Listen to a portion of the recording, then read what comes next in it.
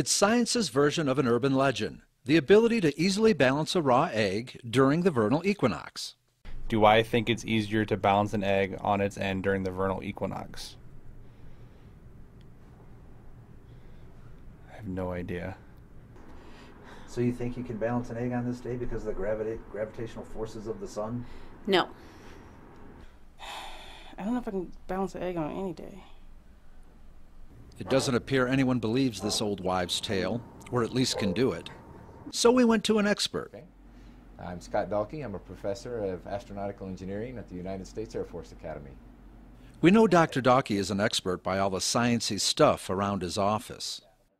The vernal equinox comes from the fact that you have the sun out here and the Earth is orbiting around the sun, and the Earth's axis is tilted about 23.5 degrees with respect to the orbit as it's going around the sun. So throughout the year, sometimes the southern hemisphere, the sun is over the southern hemisphere. So if we've got the Earth spinning around here, in the winter we have the sun over the southern hemisphere. And then as we come around to the other side, then the northern hemisphere, we have the sun over it. So where they cross and the sun is going from the southern hemisphere up into the northern hemisphere, that's when we have the vernal equinox.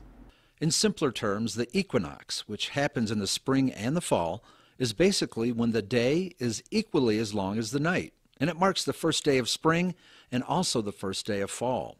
So, is it easier to balance an egg during vernal equinox or not, Doc?